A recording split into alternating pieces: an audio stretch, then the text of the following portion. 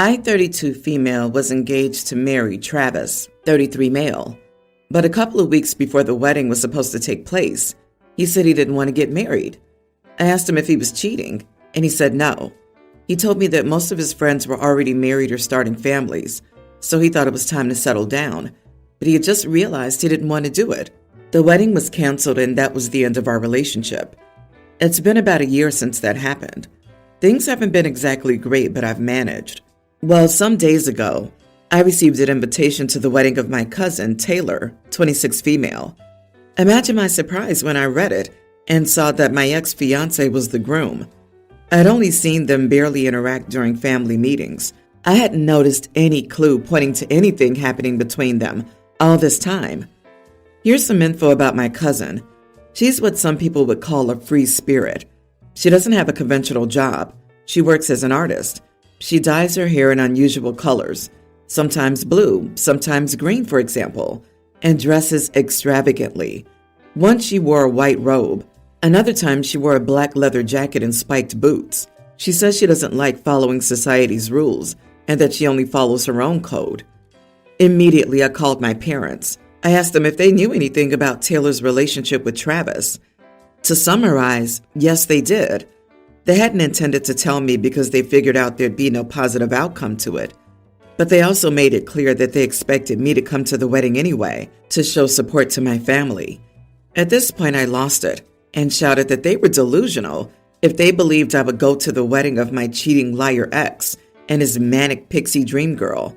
They said that I couldn't keep holding on to my hatred and resentment forever and that I needed to let go, but I hung up. Since then, my extended family's been blowing up my phone, saying that I'm a bad person if I don't attend. Right now, I feel confused, betrayed, and disappointed. I'm no longer sure if I'm being irrational, so I think it might be best to ask for an outside point of view. Am I the idiot? Not the idiot. Your family is whack. Sending you an invite is a slap in the face. They should have told you that your ex-fiance was involved with your cousin, especially when they got engaged. And they're out of line expecting you to show up and smile because of family. Family goes both ways. Your family too, and they should have told you what was happening. I would make it clear that you're not holding on to anger and resentment. You've moved on, and you wouldn't have wanted to be married to a guy who would do that anyway. You won't be attending the wedding, and it's inappropriate for anyone to ask you to do so. I'm curious about the family's desired endgame and not telling the OP about this relationship. Surely she would have found out somehow. Was there a plan for her to eventually show up to Thanksgiving dinner and see her ex there with her cousin? Maybe the family was hoping the ex and the cousin broke up before the OP ever found out they were involved. It's weird all around. There was never going to be a good endgame. Odds are good that they intended to bulldoze OP into letting bygones be bygones because she's the more reasonable one. Yeah, that sure worked out well. I'm giving a pass on how OP talked about cousin because OP basically got napalmed and carpet bombed by this announcement. I suspect most anyone would have choice words in such a situation. So in my honest opinion, they get the trash talk pass due to the situation. Their parents see their child as a loser and are kissing up to the golden child of another family and her family. These are awful parents. They shouldn't be going to this wedding either. This is the man who dumped their daughter just before their wedding because he was screwing her cousin, and family thought that that was okay to hook up with their daughter's fiance. Why are the parents supporting it? I'm fascinated they want her to come to the wedding. I'm picturing her there, and someone asked her how she knows the couple.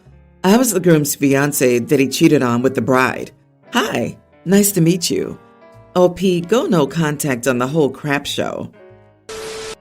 My wife, 33, and I, 35 male, have been married for 8 years. My wife gave birth to a baby girl a couple of years ago. My wife was struggling a lot with her emotions in the weeks leading up to labor, and she pretty much hated me and started resenting me. When she gave birth, she didn't want me in the operating room. This broke my heart and devastated me, but it was my wife's choice and I respected it. Post-labor, my wife was much better with her emotions, and she apologized for how she had behaved in the months leading up to labor. She said she was just extremely nervous about labor and for our baby. I told her there was no reason to apologize, and we both put the past behind us. However, it's always in the back of my mind how my wife didn't trust me during her toughest moments. A couple of weeks ago, I fractured my left arm. I was outside and falling backward, and I used my arms for support as I was falling back, and I fell on my arm. The pain was excruciating, and I still have no idea how I didn't pass out from the pain. It was clear from one look at my arm that it was horrible. The pain was too much, and I even cried. I called my sister in tears, and she came over in 15 minutes and drove me to the hospital. Long story short, I had broken my arm, and the doctor said it would require surgery, and they would do it the next day, as surgery would require preparation. I was temporarily put in a sling and was given pain meds. My wife came over to the hospital an hour later after I called and told her what happened. When she came over, I realized she was the last person I wanted to be with, so I told her I didn't want her there. It was unnecessary, and my sister was already there. I also told her not to come the following day. My wife was sad and asked me why, but I was in a terrible mood, so I just told her to leave. My wife wanted to talk more, but my sister took her out because I was in no mood to talk. My sister stayed with me overnight at the hospital, and then the next day too. The surgery took a few hours, and I was told to stay at the hospital for a few more hours before they discharged me. I was put in a cast, and the doctor said they would remove it in 8 months. My sister then dropped me at home after I was discharged from the hospital. My wife and I are pretty open about our feelings, and a couple of days later, we had a heart-to-heart discussion. My wife told me she had felt extremely hurt when I asked her to leave the hospital, and she asked me why I didn't want her at the hospital. I told her subconsciously that it was because I didn't feel safe with my wife in my toughest moments, and she too didn't trust me a couple of years earlier when she was going through her toughest moments. My wife then cried a lot, and we didn't talk much after that. The next day, we decided to start looking for a couples therapist to help us work through these issues. Am I the idiot? Look, you resent your wife and never properly forgave her for the decision to leave you out of the operating room. You claim to have moved on, but you just let that resentment fester. Couples therapy is your best bet here. This isn't hopeless if you're both willing to work on communication. Everyone's the idiot here, but it is fixable. Pregnancy hormones can cause resentment towards loved ones. I think the wife is in no way everyone's the idiot for not wanting her husband to be present in labor. She can't help her feelings and hormones. She didn't ask him to magically get over it, though. She apologized, and he practically told her he was magically over it when he wasn't. She thought they were fine. He's contradicting himself. You cannot say you put the past behind you and in the same sentence say it's always been in your mind. That's not putting the past behind you. His feelings are very valid. Pretending they weren't was not. OP, you are the idiot for that reason. Nothing says love like holding a grudge for 2 years. My 59 female, son 23, has a baby with his ex-girlfriend. The child is a toddler. Essentially, she baby-trapped him, and it was a very toxic relationship. There was a massive issue with the paternity of my grandson. Still, I'm very proud of how he dealt with the situation. He never stopped loving and caring for the child, usually on his own, even when he wasn't sure if the baby was his.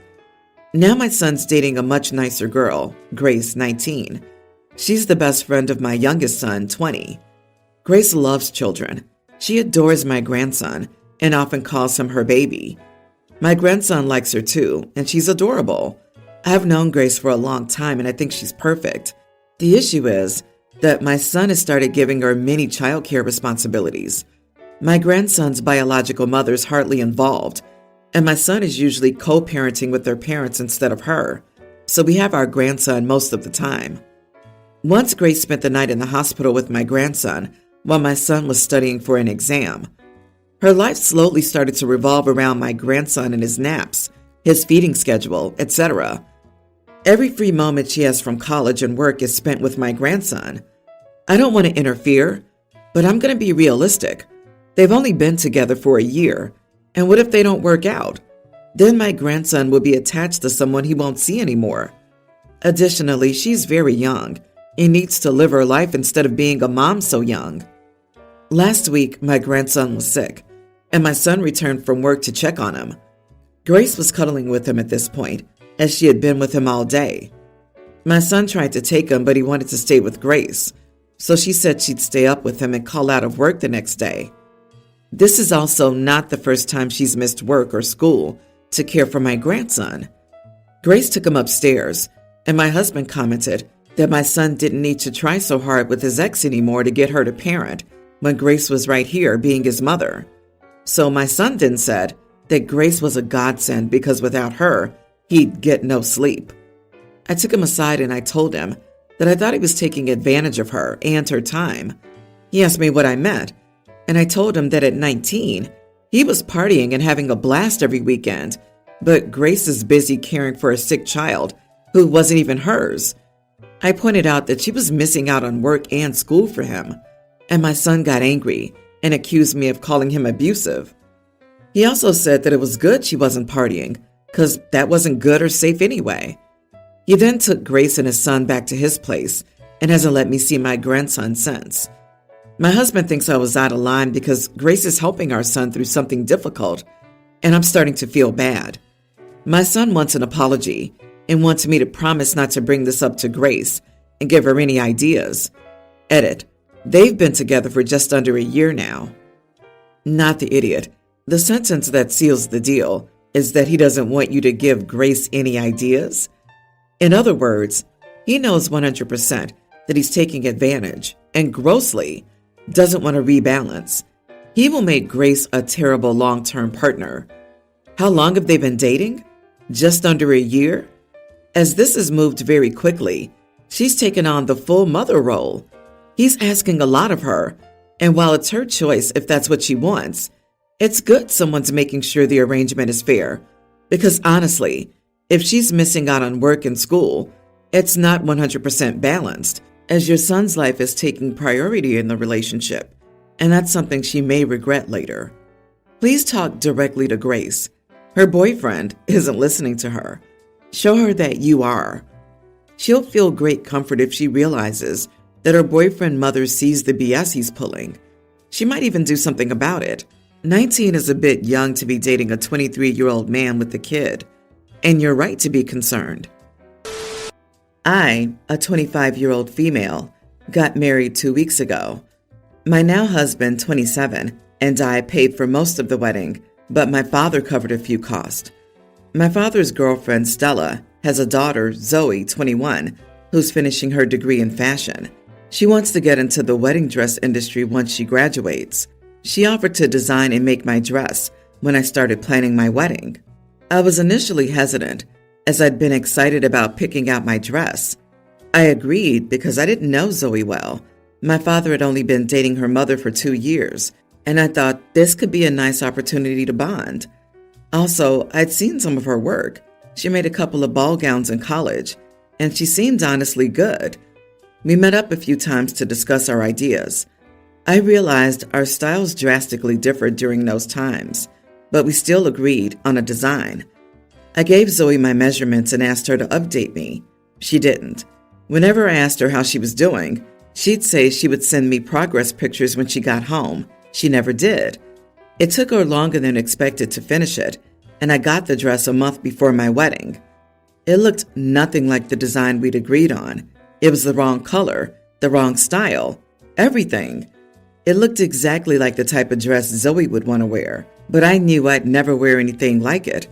I really didn't like that dress. When I tried it on, I found out it was about 3 sizes too big. Though I knew I could have it altered, I didn't want to wear that dress on my wedding day. I called Zoe and told her that I wouldn't wear the dress. I said it looked lovely, but not the style we'd agreed on, and I thought it would be best for me to find a different dress. I offered to pay her for her work. She'd made the dress for free, but she declined and hung up on me. I went to a retail bridal store with my maid of honor, and we found a beautiful gown that didn't need much altering. It looked exactly like what I wanted. Fast forward to my wedding. I walked down the aisle in the dress I bought. Zoe seemed on the verge of tears during the ceremony, and Stella gave me dirty looks throughout the reception. They were short with me when I approached them a while later. My father, Stella, and Zoe left less than an hour into the reception. My father and Stella called me the next day and told me off for how I treated Zoe.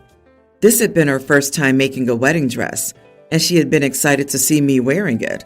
They said it was insulting of me to not wear the dress she'd put so much effort into. I tried to explain why I hadn't worn the dress, but they were insisting the dress was beautiful and I could have sucked it up. My husband and younger sister, not Zoe, are on my side. I felt guilty since I decided not to wear the dress. Am I the idiot? Not the idiot. Zoe disrespected you by ignoring your wants. As a designer, she needs to listen to her clients. Plus, making the dress way too big means she isn't great at it. Give the dress back to Zoe and let her know that you appreciated her effort, but this was not the dress you wanted, and the two of you agreed to. As for her mom and your dad, let them know that Zoe needs to listen to her clients, especially regarding wedding dresses. I wonder if Zoe did this on purpose to get attention during your wedding. Oh yeah, I forgot about it being 3 sizes too big, despite taking measurements. That's beyond a rookie error. She also listened to what OP said about the dress style.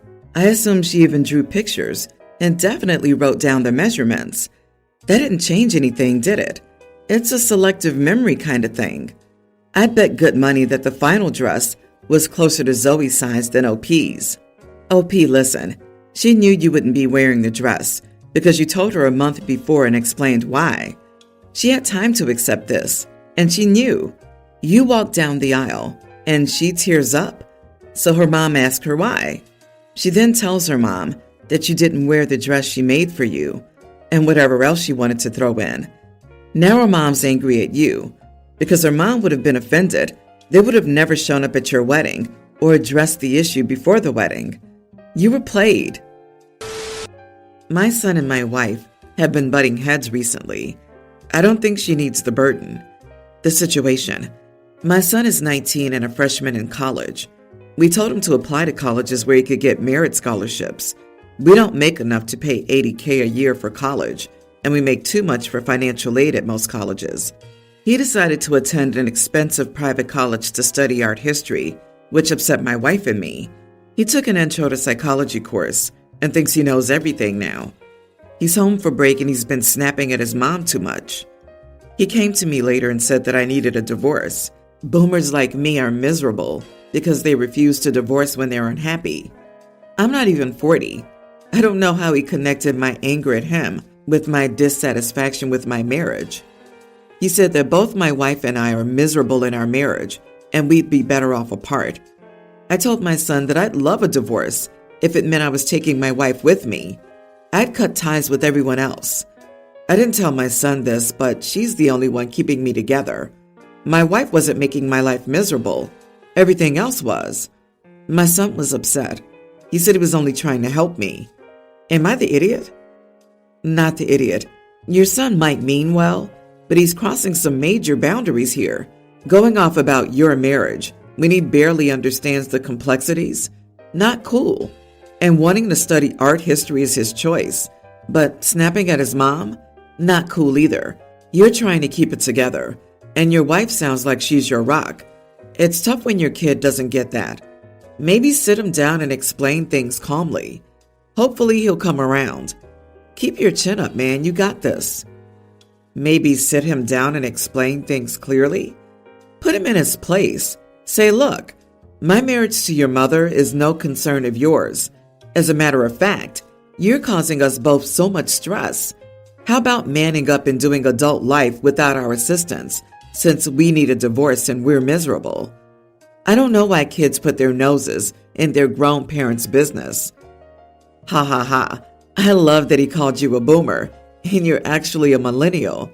I would tell him that he should drop psychology, because he's terrible at it. I highly doubt his professor even said anything remotely like this. I took psych courses in college. This probably came off TikTok.